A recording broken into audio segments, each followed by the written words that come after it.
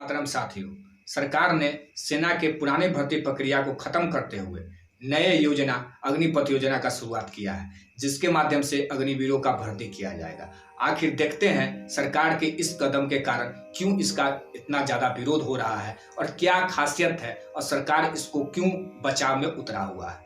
तो जैसा कि अग्निपथ योजना के माध्यम से अग्निवीरों का भर्ती किया जाएगा। इसके प्रथम चरण में थल सेना में 40,000 भर्तियां किया जाएगा, वायुसेना में 3500 भर्तियां किया जाएगा और नौसेना में 2500 भर्तियां किया जाएगा। प्रथम चरण में 17.5 वर्ष से लेकर 21 वर्ष के जो युवा हैं इस भर्ती प्रक्रिया में शामिल हो सकते हैं।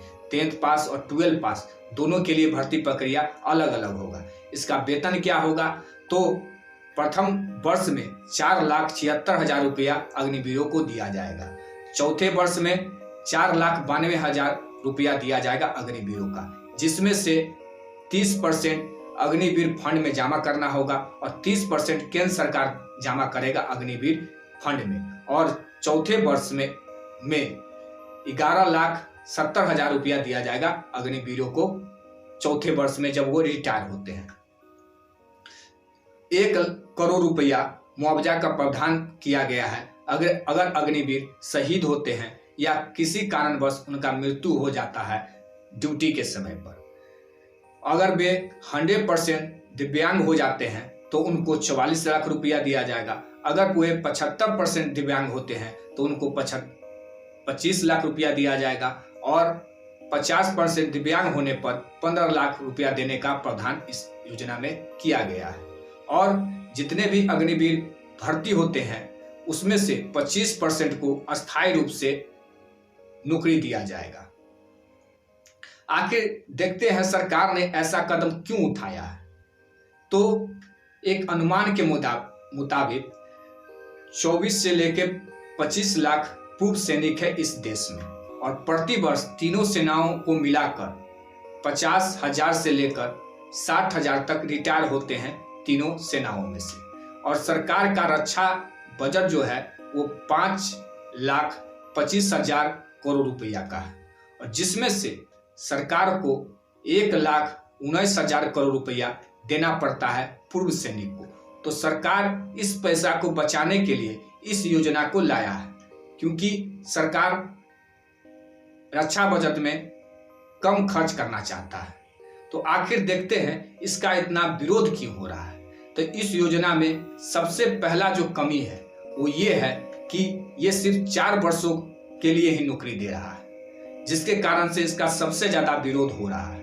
और दूसरा जो कारण है, अगर कोई युवक अग्निवीर बनते हैं और 4 वर्षों के बाद उसका भविष्य क्या होगा और उसको भविष्य में कौन सा नौकरी मिलेगा, ये भी प्रश्न चिन्ह यहाँ पर लगता है। और पूर्व जो सैनिक रहे हैं और रक्षा मामले के जानकार रहे हैं वे कहते हैं कि ऐसे सैनिकरण का खतरा होता है। जो व्यक्ति 4 वर्ष के बाद घर चले जाएंगे तो एक समाज में एक सैनिकरण का खतरा इस योजना के माध्यम से महसूस हो रहा है।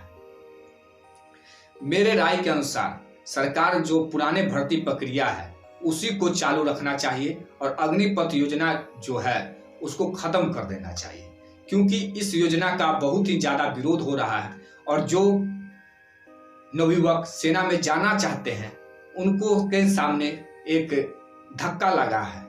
और इस योजना के कारण हो सकता है जो समाज में सेना में जाने का जो एक क्रेज है अभी तक बना हुआ है, कहीं उसमें कमी नहीं आ जाए। अगर ऐसा कमी होता है तो ये देश के लिए अच्छा नहीं होगा। और सरकार अगर रक्षा बजट में कम खर्च करना चाहता है तो इसको एक वैकल्पिक रूप से लाया जा सकता है। जैसे पुराना भर्ती प्रक्रिया जो चलता आ रहा है उसको भी रहने दिया जाए और जो नवयुवक देश का सेवा करना चाहते हैं वे 4 वर्ष के लिए देश सेवा कर सकते हैं, एक वैकल्पिक रखा जाए और इच्छानुसार इसमें भर्ती लिया जाए। इससे क्या होगा, सरकार का बचत में भी कम खर्च होगा और जो नवयुवक देश का सेवा करना चाहते हैं उनका भी एक मौका मिलेगा इसमें जाने से। तो सरकार जो सेना के पुराने भर्ती प्रक्रिया है उसी को बरकरार रखें। वंदे मातरम।